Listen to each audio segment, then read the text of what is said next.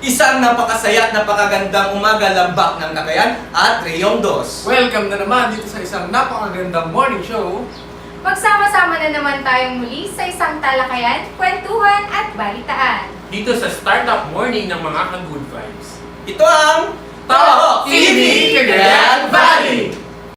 Bagong kagamitan, iginawad sa mga pulisya ng rehiyon. 36 ng mga bagong Toyota Hilux Patrol Cars ang iginawad ngayong araw na ito sa mga pulisya ng rehiyon. Kasama na dito ang mga bagong undershirt vest na mga gamit sa mga operasyon ng ating mga pulisya. Sa panayam kay Colonel Warren Gaspar Tolito, Provincial Director ng PNP Cagayan, malaking bagay at tulong di umano ang mga bagong kagamitan na ito upang mapabilis at mapabuti ang serbisyong bayan ng ating mga kapulisan. Aniya, ang mga bagong patrol cars ay mahalaga sa pagre-responde ng mga tawag ng kanilang tungkulin. Dagdag ni Tolito, 60% na lamang mula sa naunang isyu ng Mahindra vehicles ang sa ngayon ay patuloy na ginagamit ng ating mga kapulisan sa lambak. Ito ay dahil na din sa malakas itong konsumo sa gasolina at kahirapan sa mga piyesa nito. Ayon din kay Tolito, bumaba ang porsyento ng krimen sa lambak ng Cagayan kumpara nung nakaraang taon. Ang kahalagahan nito, yung meron tayong tinatawag na response time. Ito yung nagpapabilis sa atin para makarespondi kagad. Definitely, yung first na gamit dapat dyan is yung radio. Para pag may nangyari sa isang lugar, matatawagan kagad, masabihan yung mga dapat respondi. And then the next one is yung vehicle, yung paano naman sila makapunta agad doon sa pupuntahan nila. So, ganun kahalaga yung sasakyan, response time. Kumbaga, instead na makarespondi ka ng 5 minutes, makarespondi ka ng 1 minute na lang. Parang ganun. Or even 30 seconds. Basta, maayos lang yung sasakyan natin.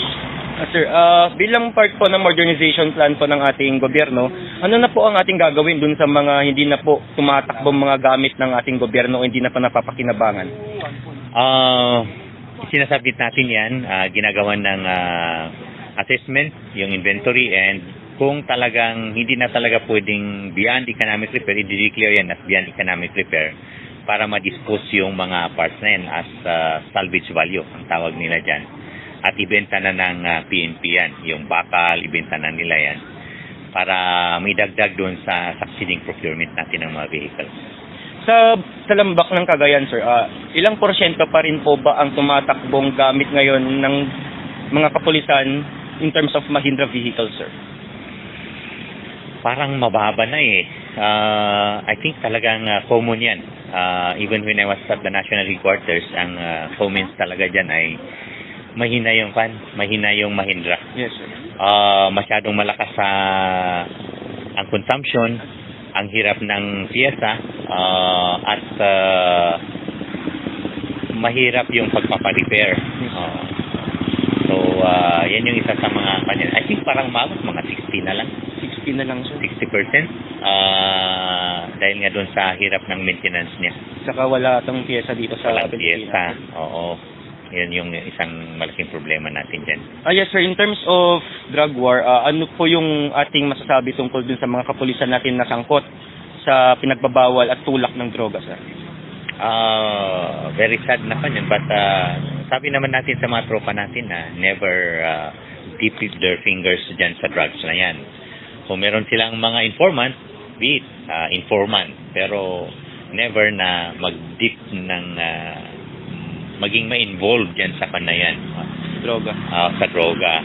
Intelligence work, pero never na makan dyan. Dahil nakamonitor lahat yan. Kung may ma-monitor tayo dyan, may mga steps tayo, like ipatapon na lang natin, pampagising, pag ayaw pa rin yan, ayan, ginagawa ng police operation. So, in-entrap, inuhuli. O yan yung mga ibang ginagawa ng organization or kinakasuhan, depending kung ano yung mga choices na dapat gagawin sa mga tropa natin na involved dyan sa drugs. Yes, sir. Sa lambak po ng Cagayan, sir, sa probinsya po natin, bumaba ho ba ang state or ratio po ng kriminalidad dito sa lambak ng Cagayan, sir? Bumaba. As compared to last year ay bumaba. Parang mga 20% yung binaba niya. As compared to last year of the same period. So, malaki ang binaban niya talaga. malaki. Huling katanungan sir at huling bahagi ng ating panayam. Ano po ating masasabi para sa ating mga kapulisan, lalong-lalo na nabigyan po sila ng bagong mga kagamitan at mga life vests, sir? Sa mga tropa natin, alagaan natin ito. Ito yung gamit natin na kailangan natin alagaan para mas mabilis tayong maka-respond sa mga kababayan natin na nangangailangan ng ating mga tulong. It's better na maprolong natin yung buhay ng mga sakyan, magkaroon ng mas marami dahil maingat tayo, iniingatan natin yung maintenance niya rather than losing them dahil lang sa kapabayaan natin or misuse dyan sa mga sakyan na yan. Good morning mga ka-good vibes! Nandito na naman tayo sa isang magandang talakayan at kwentuhan na kung saan matutunghayan natin ang mga lokal na musika kasama ang ating isang lokal na banda. Ako ang iyong host na si Josh Kahulugan para sa Talk TV Cagayan Arts and Culture ngayong umaga. So yun, alright mga ka-good vibes, at ang mga kasama natin ngayon, mga taga-lokal na band ng Ramcat na sila. Hi, my name is Ramil Catral. And my name is Nico Romero. Kuis, paano kayo nagsimula dito sa musika ng industriya ng musika? Nag-start kami sa Partakan Festival sa Posorobo na biglaan, bali feature kami kaagad sa kasama namin ng Chokis. So, ganun po ba ka-good vibe? So, ano bang nagtulak sa inyo upang pumasok sa industriya ng musika? Nico, ano sir? Para sa amin na siyempre mahal namin ang music, so nag-push kami na mag-form ng band, then ayun, tumugtog dito sa Tugigaraw at sa iba't ibang lugar. Ayun. So yun, marami na rin kayong natugtugang lugar tulad ng anong pong mga lugar? Baguio, Manila, Pampanga. Yun, so yun po. Sa Singapore, nagpunta na rin po ang Ramcat sa Singapore at nag-perform na rin po sila doon. So usually, mga quiz, mga ka-good vibes, anong genre ang tinutugtog natin? Depende sa lugar. Pag nasa, syempre pag nasa beach, island music. Pero pagka nasa gaya ng Baguio or ng Bontoc or sa Singapore, folk songs kami. So yun mga ka-good vibes, so anong laman ng content or content ng musika nyo? Tulad ba to ng love story or ano ba to? Something touchable sa love, sa romantic, or about sa mag-asawa? Ano bang ng music nyo? Family. Family. Yung mga original songs namin is about family. Tapos, yun, kailangan number one ng family. Tapos, next naman, syempre, tungkol sa bayan. Gaya nung, actually, meron kami isang kanta nung, tungkol sa SAF 44. Pero, dalawa kami nagsulat na. Si Alex Acluba at saka ako. Ayun. So, tungkol siya sa patriotism. Ayun mga ka-good vibes, pakinggan natin ang kanilang musika. Please welcome Ramcat. Hi! Kami ang Ramcat.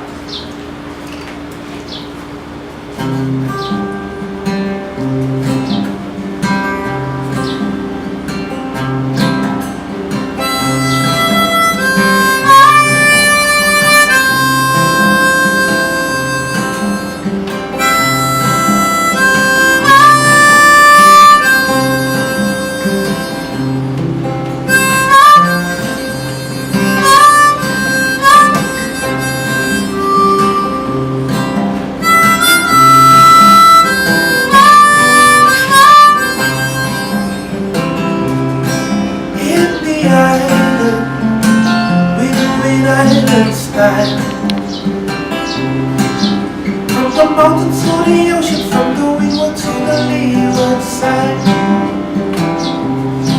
In the island, we do it island style.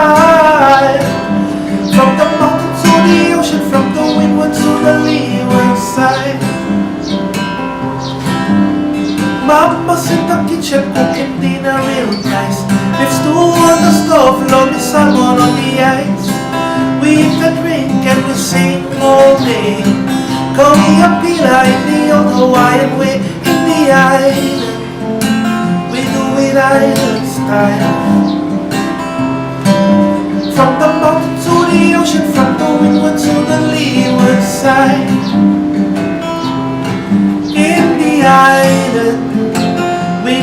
island style. From the mountain to the ocean, from the windward to the leeward side. We go grandma's house and we got a clean yard. If we not go, grandma gotta work hard. You know I love my boy real sound. I love my grandma every minute, every hour in the island. We do it island style. From the mountain to the ocean, from the windward to the leeward side. Take away, man.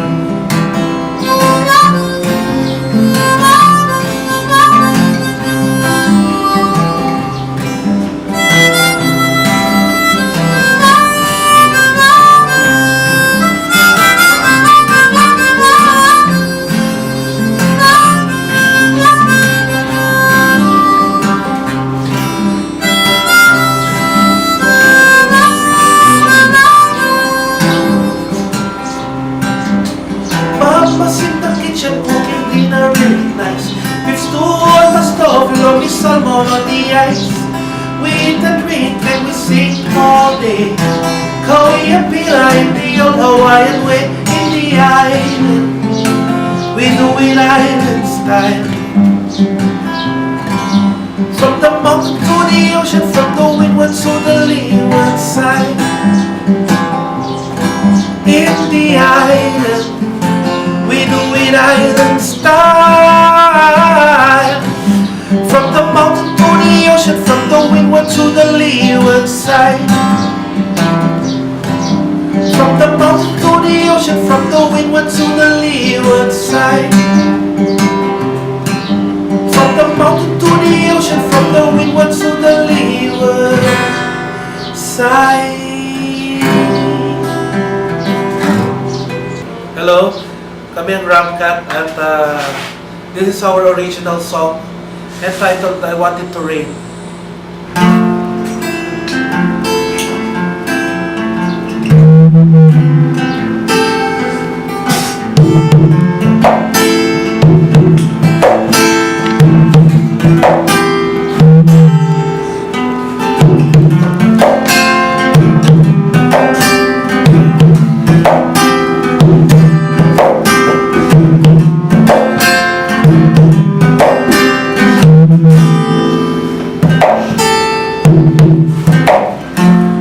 Wake up early on the Monday morning. There ain't no sunshine by my side. A cloudy day and the rain is falling. The trees and plants are waving as the wind goes by. So let it rain.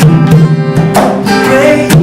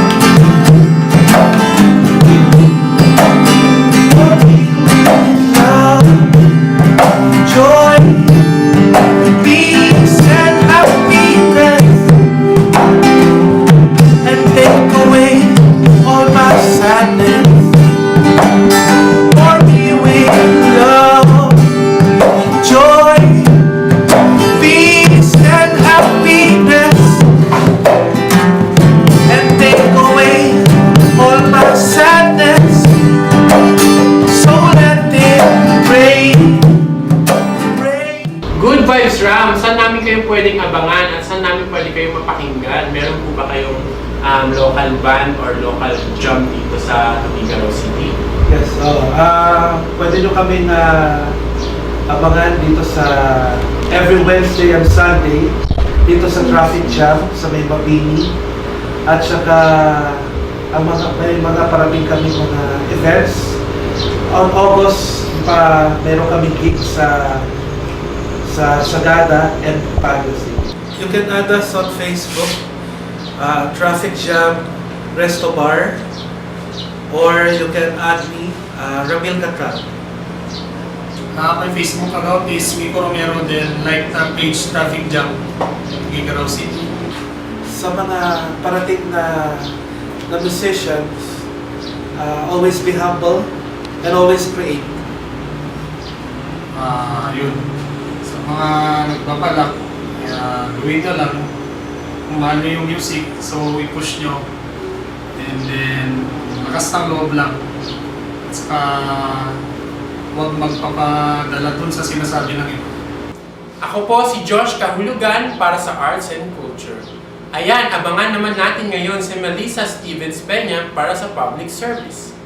Noong Sabado po ay may isinagawa na naman pong muling Oplan Balik Eskwela na pinangungunahan ng mga ilang miyembro ng Pugad Lawin Philippines Tuguegarao City Chapter. Ang buong team ay nagpamahagi na naman po ng mga school supplies, mga toothpaste at toothbrush at iba pa. Bukod dito, nagbigay din ng bigas para sa mga pamilya ng mga aggay. Para sa mga gusto pong tumulong, maaari po tayong tumawag sa ating hotline 0905-774-3669 at sa Facebook page Shareable News PH o di po kaya'y makipag-ugnayan po tayo sa Pugad Lawin Philippines Tuguegarao City Chapter. Good morning mga kaibigan. Ayan, so sit back, chill, and relax. Usapang pera na naman tayo mga kaibigan. I just want to inform you na that money isn't everything but it sure means something. ang pagkakaroon ng pera ay isang simpleng dahilan para makabili ka ng bagay na isang bagay na hindi kaya ng iba. Pero may kasabihan tayo, with great power comes with great responsibility. Here are 5 things you should never do when you have money. Number 1, huwag makakalimot sa taong nakatulong sa'yo nung ikaw ay nagsisimula pa lang. Just for example, nung nagsisimula pa lang ako mag-put up ng buy and sell business, some of my friends, neighbors, relatives believe in my talent, kung meron man. Especially, I would like to thank Miss Vange Padilla and Miss Melissa Stevens Peña for believing in my talent, na kung meron nga man. Okay? May kasabihan nga tayo, ang taong hindi marunong lumingon sa pinanggalingan ay may stiff neck. Okay? And number 2, never ever gamble or wag na wag mong susugal. Mga kaibigan, ang pagsusugal ay isang game of chance. Sino man sa atin sigurado ayaw itaya ang ating kinabukasan o mga pangarap sa chance. Why? Because success does not happen by chance. Nakabase ito sa pang-araw-araw nating desisyon sa buhay. Life is a matter of choice. Everything is a choice. For example, mahilig tayong magsugal. Pwede tayong manalo, pwede tayong matalo, until such time, puro na lang talo. Hanggang maging addict ka na sa sugal. Pero ang tanong, may nangyayari ba? Or may nababago ba? Lagi niyo tatandaan, what's your choice of today will be the result of your tomorrow. Never ever try illegal drugs. Most of the time, ang mga gumagamit ng drugs is unproductive. Once you've tried using drugs kasi, you will get addicted. Hindi mo makakontrol ang addiction, but rather, addiction can control you. Until such time, lahat ng pinapangarap mo or lahat ng pinaghirapan mo, mawala na lang na parang bula. Kaya mga kaibigan, be wise and smart. Never associate yourself with the wrong people. Maging maingat tayo sa bawat makakasama natin, sa mga magiging karelasyon natin. Mag-ingat tayo sa mga taong gagamitin tayo. User will tell you you're great, you are good. Sabihin ng mga user na yan, you are great even you are doing wrong things. Maganda din na ma-maintain natin ang mga taong nakapaligid sa atin na kayang sabihin sa atin na mayroon tayong bad friend. Kasi isa sila sa mga taong masasabi mong tunay mong kaibigan. Parang ganito, bigyan ko kayo ng example. Hindi ko nilalahat pero kadalasan nangyayari. Sa school, mga magaganda magkakasama. Mga poging katulad namin magkakasama. yung mga bubo magkakasama, anong sagot number 1, anong sagot number 2? Tama, hindi ko nila lahat pero kadalasan nangyayari. Kung sabi nga nila, birds with the same feather are the same birds. Tama? So piliin mo yung kinakasama mo. Lastly mga kaibigan, number 5, matuto magpakumbaba. Never forget your humble beginnings. Keep your feet on the ground. Wag na wag kang magiging pagmataas. It makes you grateful, it makes you thankful on what you accomplished. I believe God allows me to be watched by you, for us to have a certain knowledge about on what we have. God has given me hope to give hope to others. God given me a gift to talk in a great TV show like this, for me to teach others. That's all for today. Just love the life you live and live the life you love. If you can't be part of the solution, never be part of the problem. I'm Mark D. Vintorno, aka Mr. T ng Top TV Cagayan Valley. At yan ang kalipunan ng ating programa sa araw na ito. Muli hanggang sa araw ng bukas, At matutunghayan niyo ulit ang napakasaya at napaka-cool na barkadahan. Dito lang sa Top TV Cagayan Valley!